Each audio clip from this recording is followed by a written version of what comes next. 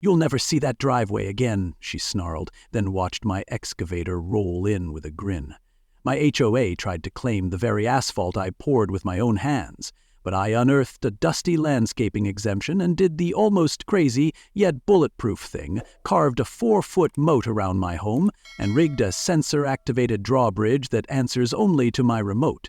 Now, Eleanor, our neighborhood's self-styled empress for 20 years, stands stranded on the far bank, clutching her bylaws and begging for permission to cross.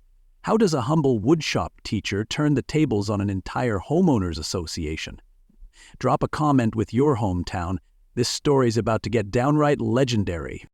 I never expected a plate of homemade chocolate chip cookies to taste like a threat until the morning I met Monica Green. The smell of fresh asphalt clung to my lungs as I stood on my brand new driveway, every inch poured with years of woodshop wages, 2 promotions, and my dad's life insurance check. That ribbon of concrete felt like a handshake with my father's memory, a promise etched in cement. But when Monica appeared, her silver bob gleaming like a spotlight, and offered me those cookies with a smile too perfect to be innocent, something in my gut recoiled. "Welcome to Redwood Creek Estates," she chirped, voice as smooth as the plastic wrap around the Tupperware. She eyed my 1992 Ford pickup, the rolling reliquary of my weekend carpentry projects, and said, "Just a heads up about parking. You're about 6 inches over your property line. HOA guidelines are very specific." Her tone had the honeyed warmth of a lullaby, but the edges were sharper than a chainsaw blade. I nodded, forced a smile, and bit into that cookie, only to taste cement dust and betrayal. In that moment, I realized the bylaws here were less community covenant than Trojan horse, and I had just walked through the gate. Within 72 hours, polite reminders mutated into a full-blown inquisition. The first note arrived under my windshield wiper. "Vehicle encroaches 6 inches past property line. Remove immediately or face fines per section 7.3. Like a pink slip pinned to my bumper, I measured, backed my truck 5 inches, and slept soundly. Naive as a child, Dawn brought a second missive complaining of unauthorized aesthetic disharmony. Since when does steel and glass offend a paint-by-numbers scheme? No oil stains existed, yet a third note insisted I pay for environmental contamination. By Friday, 5 notes had materialized like cursed scrolls.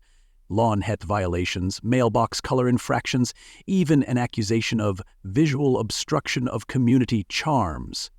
Then an email arrived screaming, "Urgent! Declaration of multiple violations. Immediate remediation required." That subject line felt like a guillotine tapping my inbox. I saw neighbors peeking through curtains, their eyes popping like popcorn kernels, some anxious, some triumphant.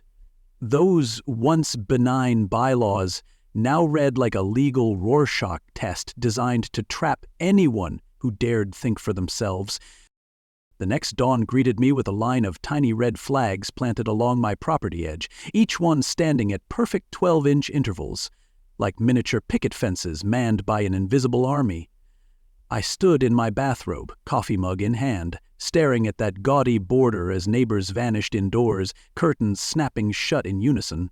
Even Sam Wallace, my contractor friend, retreated behind his pickup, avoiding eye contact like I'd turned radioactive. Those flags weren't just markers. They were a declaration that my turf was theirs, and I had somehow trespassed by existing.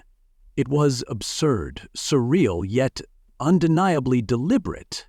Passive-aggressive warfare masquerading as enforced civility. My sanctuary had suddenly become a fortress under siege, and I was the only defender left standing. Then came the certificate of doom, notice of violation, and intent to tow. Bold letters, cold promise. My pickup, my pride and Sunday morning tool shed would vanish at my expense if I dared delay. A quick call to an HOA-friendly attorney produced a brusque verdict. Cheaper to move than to litigate? The thought hit me like a freight train.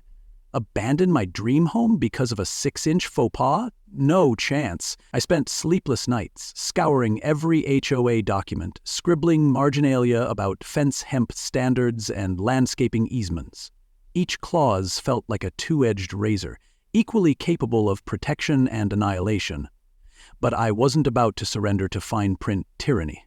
If this was a war, I would fight, document by document, loophole by loophole, until I either won or emptied my bank account. That's when Steve Caldwell, my retired engineer neighbor with a score to settle, knocked on my door with a grin that could ignite dynamite.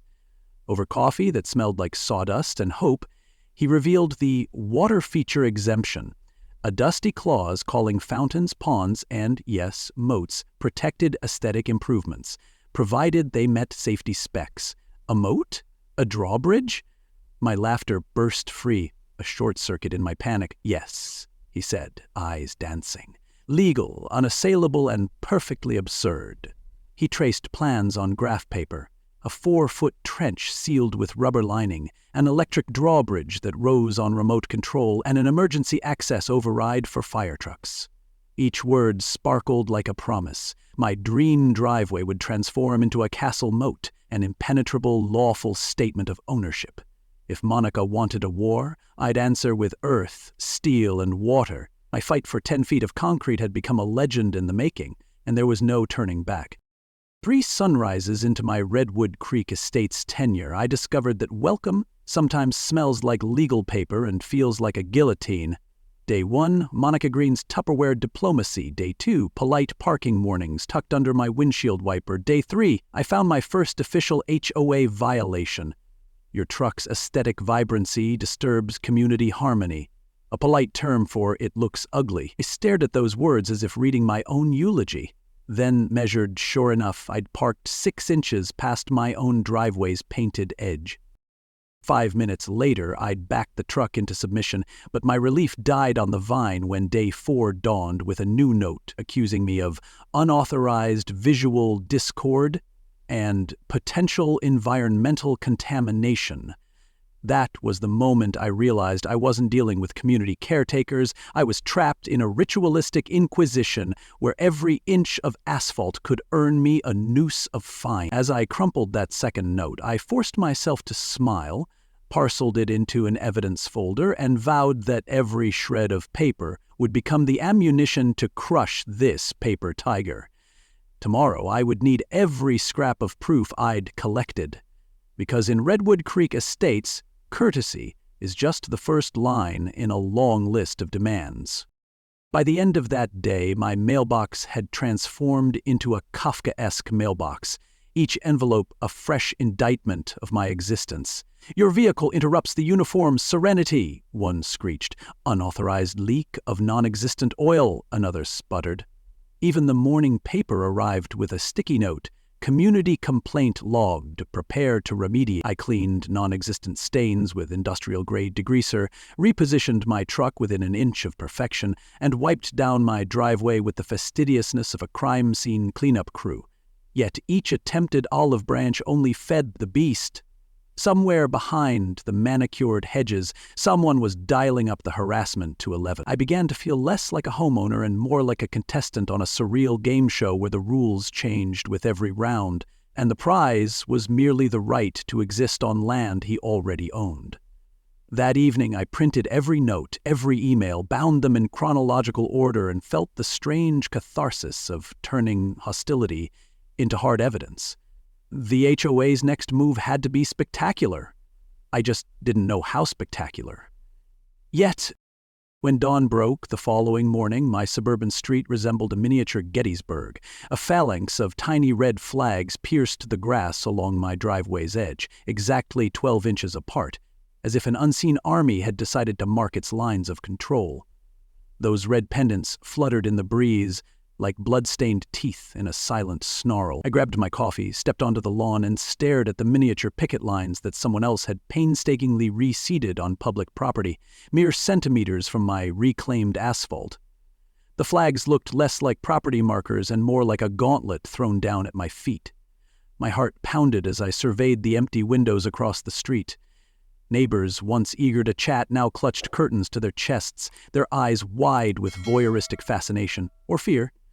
Maybe both. In one fell swoop, my friendly hillside had become a fortress under siege, and I the lone settler on the ramparts. I snapped photos, made a mental note of each GPS coordinate, and whispered to the wind, "Document everything." Whoever planted those flags thought they'd broken me. Instead, they'd lit a fire of defiance I couldn't extinguish.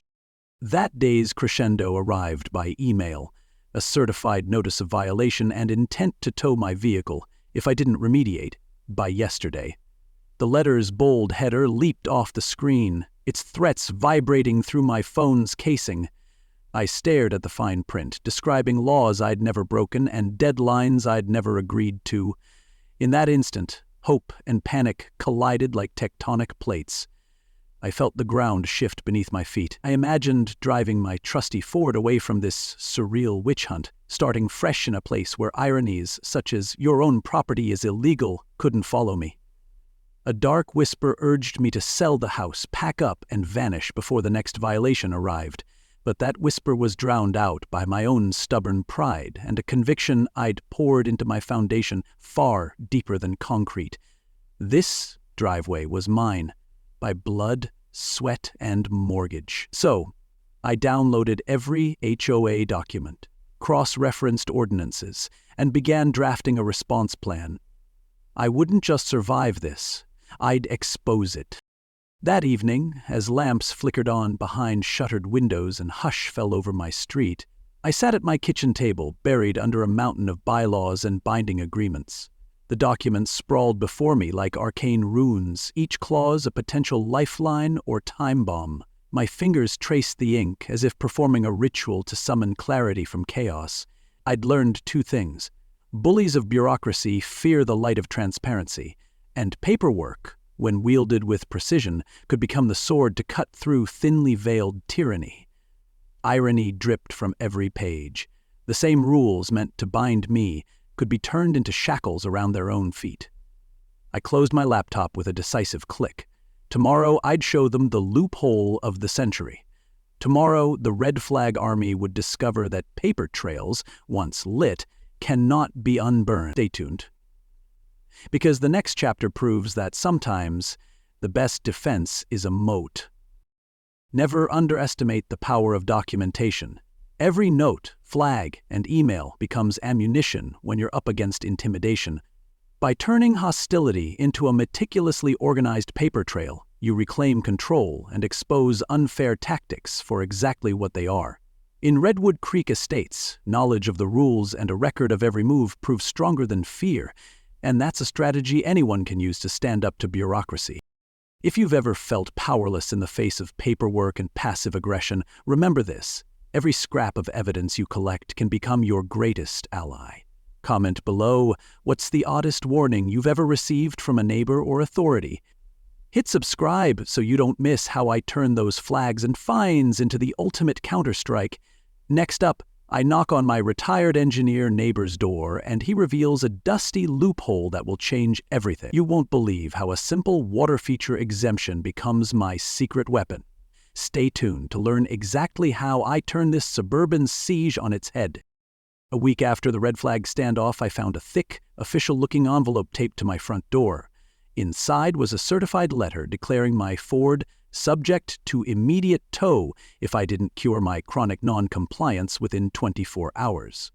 My trusty 1992 pickup, part family heirloom, part Saturday morning project, had suddenly become the pawn in a legal vice. I felt that familiar twist in my gut, the same one I'd had when I first learned how to drive on my dad's ragged gravel driveway. It wasn't just metal and wheels. It was memory and defiance. And now, like a frightened bird in a snare, my instinct screamed, "Run!" But memories don't let you flee, and neither did pride. So I sat at my kitchen table that night, staring at the tow notice as if it were a riddle in ancient Sanskrit. Why did I feel more naked under these bylaws than I ever had on a summer morning? Stick around, because that letter was only the opening move in this chess match. The next morning, I dialed the local HOA-friendly attorney on speed dial. He answered groggily, as if I'd called him at 3 a.m., which, spoiler alert, I did. "Jack," he yawned, "fighting this in court will cost you more than the market value of your entire neighborhood." Seriously, it's cheaper to pack up and leave than to litigate." His words landed like someone had dropped a cinder block on my foot, and I swear my pickup shuddered in sympathy. The contrast between his deadpan humor and my spiraling panic was jarring, advice that sounded like a punchline but stung like a legal settlement. Yet the thought of fleeing felt like abandoning my own skin.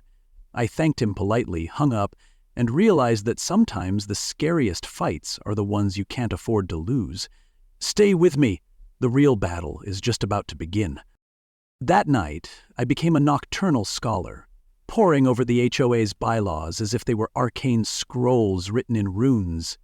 Every clause, every subsection felt like a corridor in a twisting labyrinth built of legalese and menace. I floated between hope and despair, armed only with a highlighter and a notebook full of scribbles. At 3 a.m., my kitchen light burned brighter than the moon, illuminating a strategy session that looked more like an engineer's blueprint for world domination than a homeowner's desperate plea. How could friendly-sounding rules hide such lethal teeth? My heart pounded as I marked loopholes and jotted side notes, each discovery a small victory in a war of words. You'll want to stick around, because finding a loophole this big is rarer than a solar eclipse. In those early hours, humor became my lifeline. I imagined Monica Green reading these bylaws to her board like bedtime stories, lulling them into a sense of control. The irony that her own rules could betray her was a bitter laugh. I scribbled a note to myself, "Read every rule twice, they're a double-edged sword." And in that moment, the labyrinth transformed from a prison into a map, one that could guide me to the hidden gate. But every map has its dead ends, and every hero needs allies. My solitude in that fluorescent glow made me more determined to find backup before sunrise. Come back for the next chapter, because no one fights a legal battle alone. By dawn, I had an outline of the ultimate counterpunch, a clause so obscure it might as well have been written on the back of a cereal box in disappearing ink. I leaned back in my chair, the first glimmer of daylight catching the edges of my notebooks like trophies. The costs of court battles loomed large, but so did the price of surrender. Decades of family memories bulldozed by bureaucracy. With the sun rising, I knew it was time to recruit help to turn these midnight revelations into morning action. Next up, I knock on my neighbor Steve's door. He's a retired engineer with a personal vendetta and brain full of solutions. You won't believe the loophole he's about to reveal. Stay tuned. I knocked on Steve Caldwell's screen door before sunrise, still wired from 3 all-nighters of bylaw spelunking. The door swung open on its creaking hinges, revealing Steve in his stained hoodie, a mug of coffee in one hand and a vintage slide rule in the other, as if I'd stumbled into a time capsule where pocket protectors were still cutting edge. His workshop smelled like sawdust and stubbornness, tools hanging in haphazard harmony that somehow made perfect sense to him. "Jack," he grunted in greeting, "thought you'd be sliding your truck into the tow yard by now." I smiled wearily and stepped inside, instantly feeling the camaraderie that only shared grievances can forge. The whole place felt like a bunker constructed for some long-forgotten engineering war, and in that moment I realized I wasn't alone in this suburban siege. You'll want to stay, because Team Fortress SEPA, Working Past Adversity, is about to unveil its secret weapon. Over 2 mugs of coffee, so bitter they could strip varnish, Steve slid a dusty binder across his workbench. "Found this in the HOA archives," he said, voice low with amusement. I flipped through yellowing pages until I landed on Article 12, Section 3, the water feature exemption. It read like a secret handshake at a forbidden club. A clause so obscure that it might as well have been written in ancient Greek. Fountains, ponds, ornamental watercourses, all treated as protected aesthetic improvements, immune to the whims of any HOA majority vote. My eyes practically shot sparks. A moat? Around my driveway? It sounded insane, but then again, so did 6 little red flags poking up like angry mushrooms. I tapped the page with a shaky finger. Protected aesthetic improvements. Nothing in these bylaws gives the board authority to reject. The answer shimmered before me, impossible and brilliant. Hang tight, Because the next move in this game is going to look more like a Renaissance war scene than a backyard remodel. Steve leaned back, the chair tracing a lazy arc against the concrete floor. This clause torpedoed my community center plans back on 4, he said, eyes darkening with memory. He painted the scene like a Greek tragedy in suburban drag. A gleaming community center pre-approved by the county, blueprints signed off by every committee, until Monica Green discovered an unregistered water runoff channel in the landscaping plan. In a single board meeting, she weaponized a minor oversight into a veto, killing the project and leaving Steve's reputation in splinters.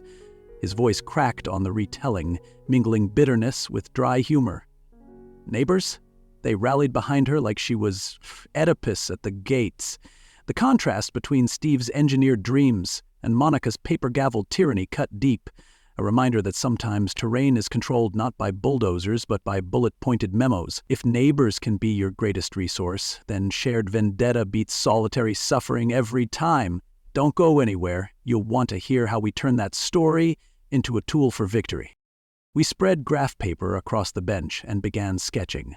Steve's pencil flew over angles and curves, a 4-foot-wide trench hugging the concrete's edge, a 3-foot depth just enough to deter casual trespassers, and a rubberized lining to guarantee zero seepage.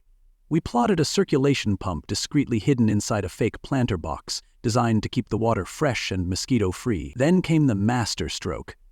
An automatic drawbridge, reinforced with steel beams reclaimed from his old workshop. Steve grinned as he drew the control panel, a simple remote with one big red button labeled Engage. Emergency access? We tacked on a keypad override for fire trucks and paramedics. The plan looked less like a lawn feature and more like a medieval castle entrance with Wi-Fi. With every detail we added, suspense built. Could this suburban knight's gambit really pass for a protected aesthetic improvement? Stick around. You won't believe which tactic seals the deal. I paused, hands trembling over the blueprint.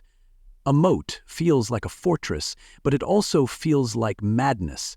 The contrast between a humble woodshop and a crumbling HOA empire couldn't be starker. I pictured Monica standing on the far bank, bylaws clutched in white-knuckled hands, her empire ebbing away one blueprint at a time. It was the ultimate contrast, paper tyranny versus liquid liberty. Irony dripped thicker than the moat's future water supply. I laughed, a sharp, incredulous bark that echoed off Steve's tool racks. A moat? I said. Insane or brilliant? He shrugged. Both. That's the point. Value nugget. Neighbors hold more tools than wrenches. They're walking archives of every victory and defeat in these subdivisions. We'd found our loophole, but execution would be its own beast. Don't stray. The hardest part is making this plan reality. As afternoon sun slanted through the dusty windows, we double-checked the permit checklist. Engineering drawings, safety certifications, environmental impact waiver, everything required by municipal code to qualify as a bona fide water feature. Monica had buried her edicts in paper, but we'd bury her objections under mountains of legal compliance. By dusk, Steve and I had formed an unlikely alliance. Retired materials righter of wrongs meets dogged homeward defender. We shook hands, cementing a pact more binding than any HOA covenant. Tomorrow we'd start digging. The air crackled with anticipation. Would this water feature exemption crush Monica's quart of paper before she even had a chance to sue? Tune in next episode for the grand excavation and the first test of our blueprints. You'll want to see what happens when concrete meets water in the battle for backyard sovereignty. In every rulebook, there's a loophole, and in every neighborhood, there's someone who's already paid the price of discovering it.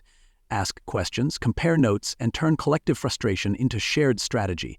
A single homeowner may feel cornered, but two determined allies, armed with dusty bylaws and fresh blueprints, can transform paperwork into a protective moat.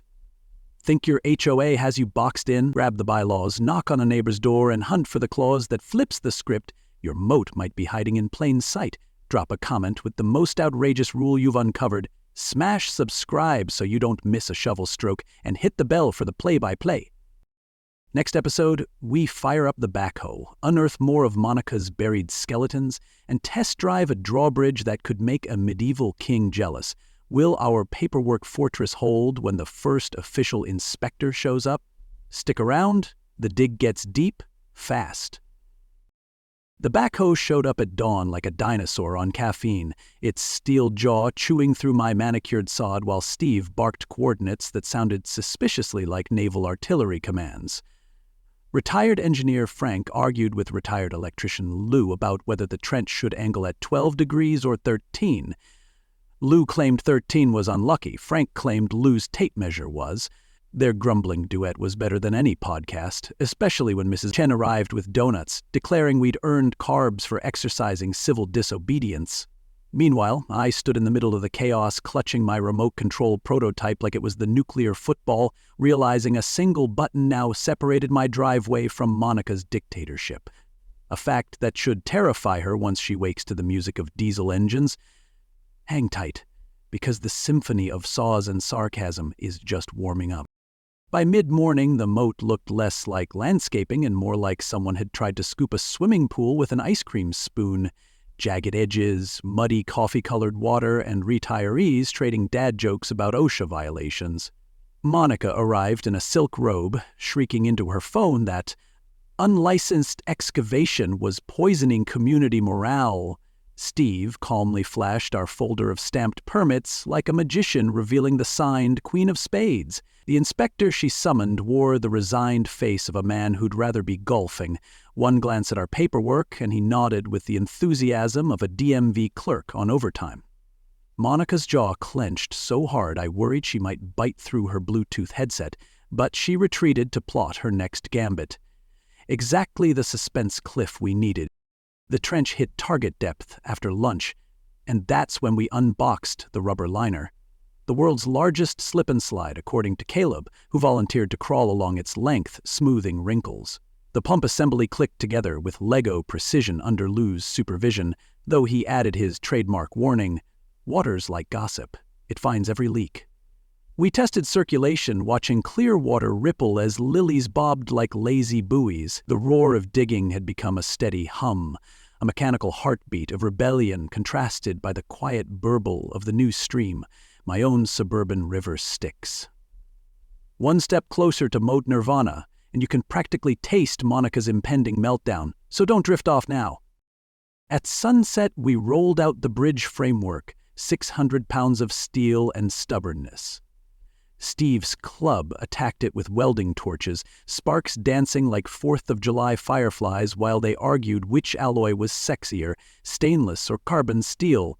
I installed the hinge pistons, each bolt cinched tighter than Monica's bun. When the first test run began, every neighbor still awake gathered at their windows. Remote-pressed motors whining, the bridge lifted in a slow, triumphant arc.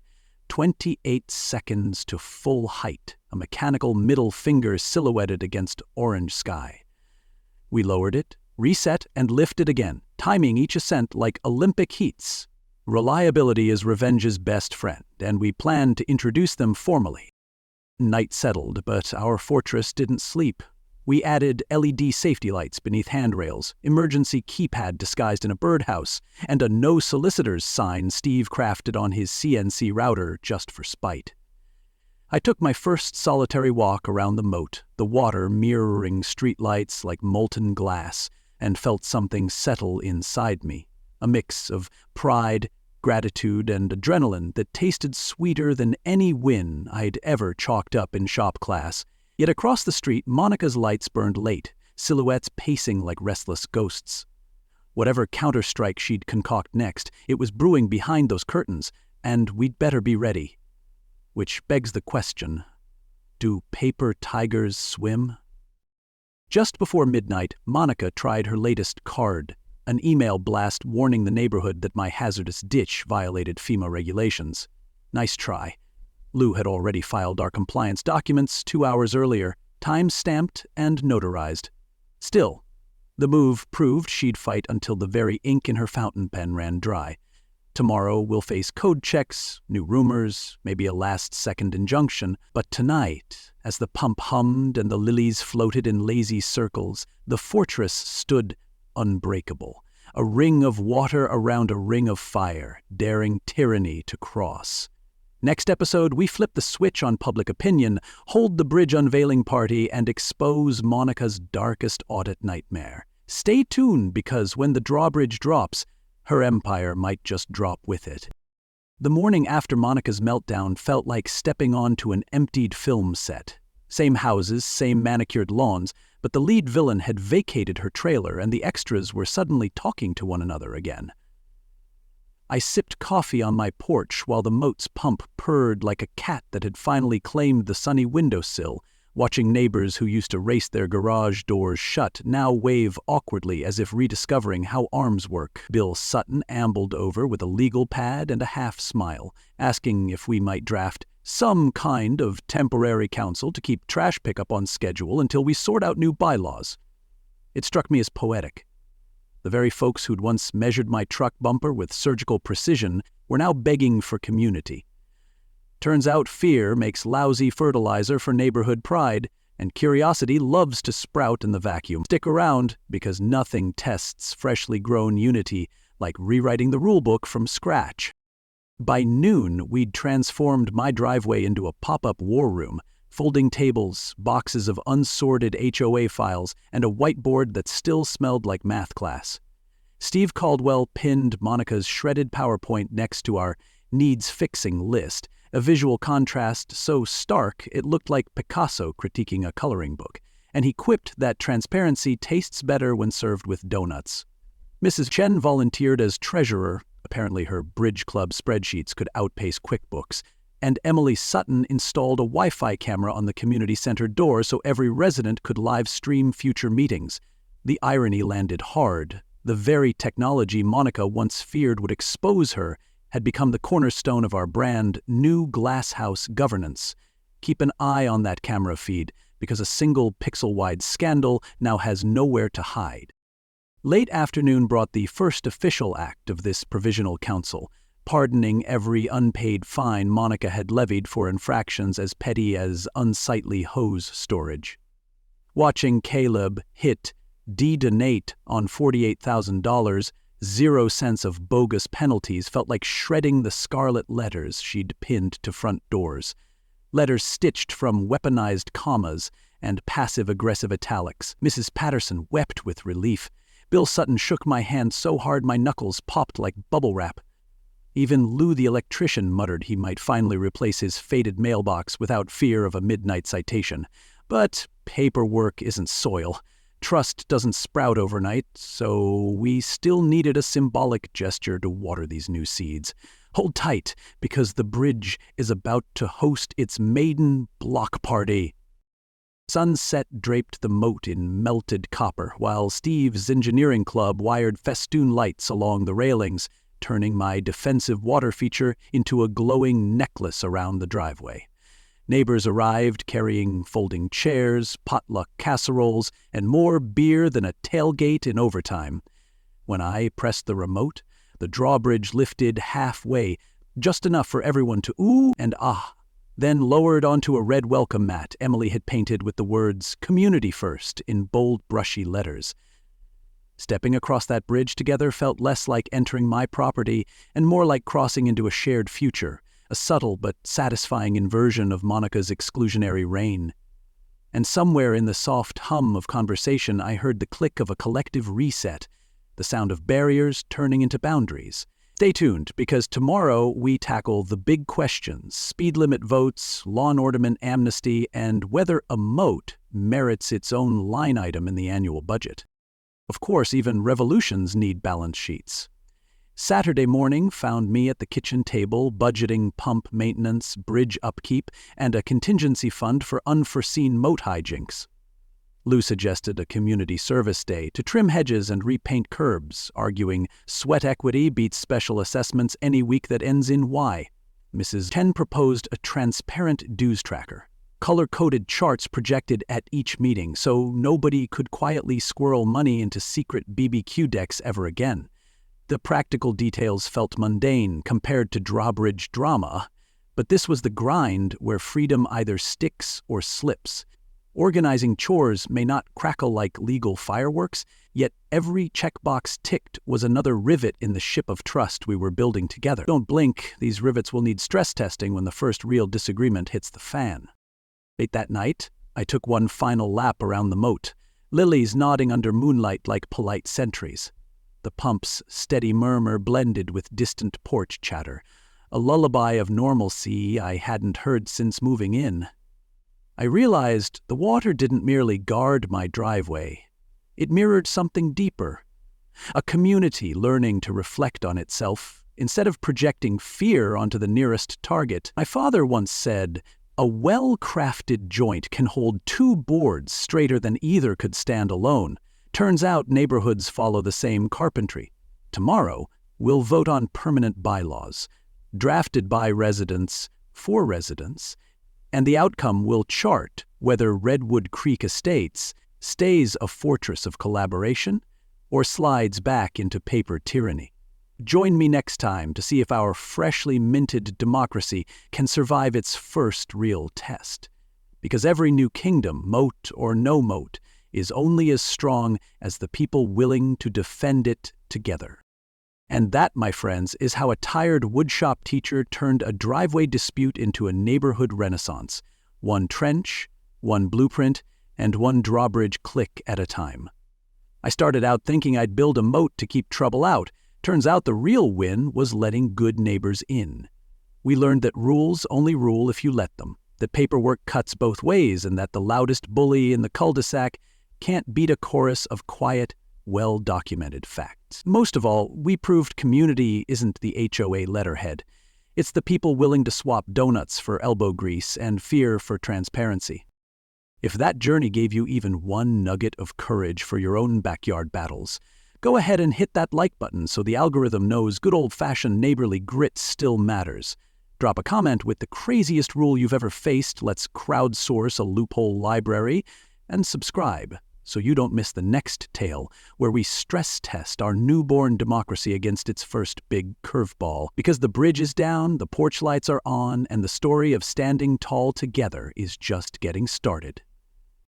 All right, escape artists, your turn at the mic. Which neighborhood nightmare should we tackle next? Crazy mailbox ordinances, weaponized lawn gnomes, or the rogue board member who fines kids for sidewalk chalk? Drop your pick in the comments right now and let's vote. With thumbs ups, the story with the loudest cheer becomes our next saga.